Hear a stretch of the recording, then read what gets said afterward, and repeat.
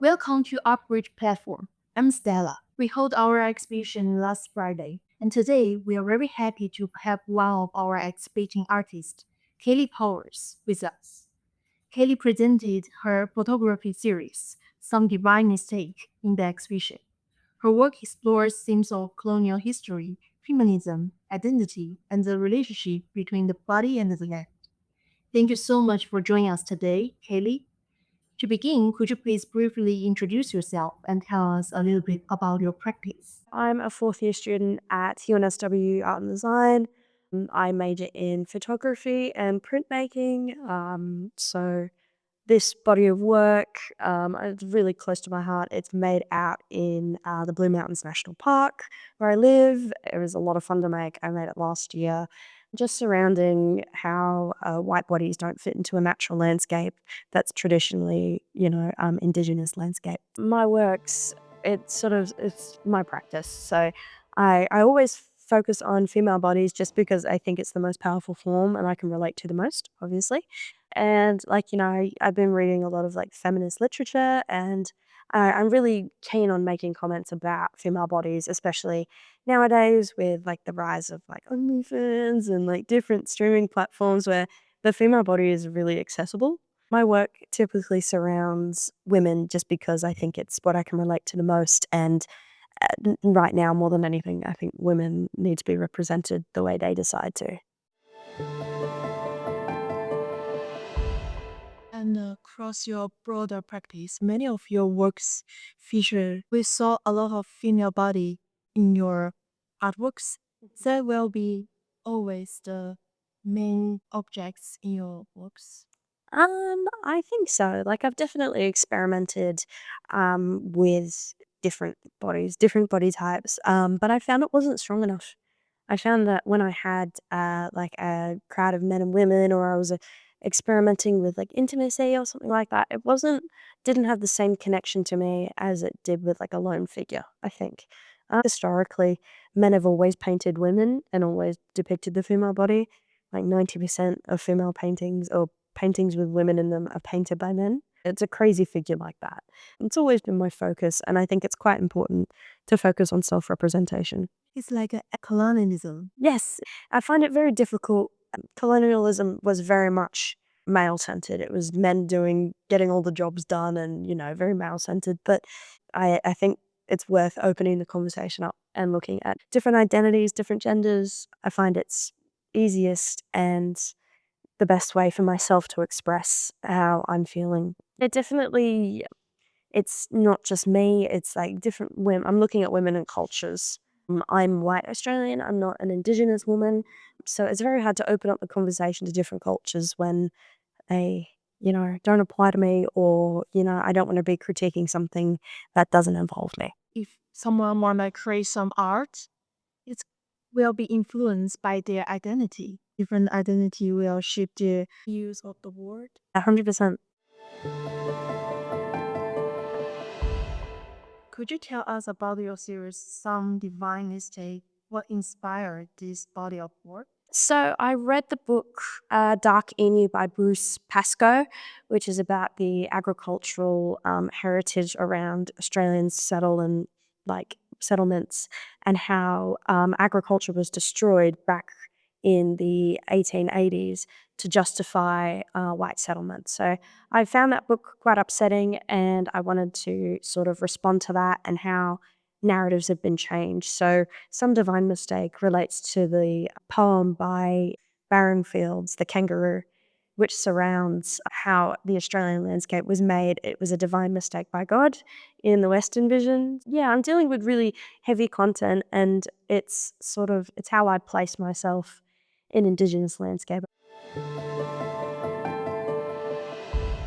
I don't want to ignore the past and how unjust things are, but I also want to make work expressing these difficulties and how alien things become. So putting a woman in a wedding dress out in the middle of nowhere, just to highlight. But like Rosemary Lang is a huge influence for me. I love her bodies of works, like Flight Research, but Rosalie Gascoigne, another young Australian artist who worked in the landscape, and I just made a lot of surrealist and amazing sculptures. So yeah, I've got a few influences, but I grew up in Western Sydney and I grew up out there. I made a body of work where I had said I had that wedding dress in a river. It was like 2 degrees in very early in the morning, and I put her in the river just to think about different landscapes. I obviously had the bush, but creeks and waterways and how they carry the body. And yeah, it was a reflection of painting Ophelia.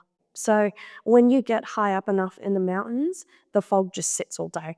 So it was about, I think it was about 8 degrees. It was freezing. We had all these layers on, and she actually had thermals underneath that dress because she was so cold. And it was raining sideways and it was freezing, but we got this amazing shot. And as you've seen in the video, the clouds broke away and there's these beautiful hills. And I just think to highlight how magnificent the Australian landscape is, but not ignoring the past is really important. Yeah. It's been a huge body of work, but I'm glad I've finished it. It's magnificent. I had this red carpet at my house and it was really poignant. So it reminded me of like a royal red carpet. And I took it again, it is relating to colonialism. Again, it's a foreign body, a foreign object that we bring to the environment.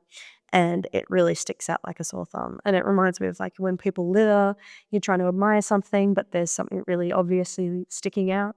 And I took it at sites of natural disaster too. That's something else that was really important to me. The red carpet was mainly to do with at the river. It was a site of the flood, so I took it down at Upper Colo. It had been flooded for 3 years in a row, and people had lost their houses. It was quite devastating when that flood came through. The remnants you can see in the background of the photo. There's trees all over the place. You get the feeling that something's not right. Your work talks about the white female body and the Australian landscape. How do you think about this relationship? I think it's something very difficult to negotiate because you're dealing with past contacts, but you're also dealing with how to move on, how to forgive, and it's not my place to decide how Indigenous people feel. So this body of work sort of is my visual expression. I find it's very hard to put things into words sometimes. So taking a photo is probably the easiest way to connect and explain how I feel about something. So many of your photographs are taken in sites affect the fire and the flood. Why were these locations important for the project? So I grew up in Western Sydney in the Hawkesbury. So I grew up with fires. I grew up with floods. Unfortunately, when I was a kid, my house was almost burnt down by bushfires and like when I was quite young. So I think it's something that I've always lived with, but it's not something that should be treated as normal. And it's not something that should be, just normalized. So I think it's a lot to do with climate change, a lot to do with these big issues. So when you deal with it in close contact, it's not really something you forget or can get away from. I wanted to express something really personal to me without it being so much in your face. It was just a subtle nod to things that are going on just outside of my photographic series. Yeah. So, how do literature and creative writing influence your photograph practice? So I find it's really important when I'm making work somewhere that has such a complex history. I need to educate myself and know what I'm talking about, or at least have an informed opinion before I go and make something. So I'm always reading books, always learning. Obviously, I'm at university to know more about my practice. But I think it's really important to have a context to back your work, or have something that people can understand that's sort of greater than you. What do you hope audience take away from your work? I'd like for people to feel a bit uneasy. I know that's not something most people want, but I think that there's a real strangeness, there's a real eeriness to having a carpet in the middle of nowhere. And I think that, like, when you look at something and going, what the hell is that? I'd like for people to sort of look into my work and understand the background and educate themselves. I think that people having a greater understanding of what's happened in the past can inform the present a lot easier. So I think I'd just like to share my perspective as well as things that have happened before me. I find it's very difficult in like when I was a child, when we learnt about colonialism, it was the one narrative. And growing up, I've had like family, it was my great auntie Judy actually, who recommended me Doug Amy, which got me onto this. And she's awesome and she was a teacher. So I think that looking back on like how the past has changed and how the narrative can move on and share different perspectives. It's something that's really important, and I'd like to, keep the conversation going. How about we talking about the chair? Yeah, so the table, I'd bought it off Facebook Marketplace and I reconstructed it. So it was someone's, I feel bad, it was someone's grandmother's. Didn't need it anymore. I took a lot of influence from Cindy Sherman, who's a self-portraiture artist, which I explore in some of my other works, and showing just a slice, like a really small moment. When you don't really know what it is and what's going on, that work is really just like foreign object in a foreign place. It's just questioning that. It's like the red carpet, how it doesn't fit in, but it's there.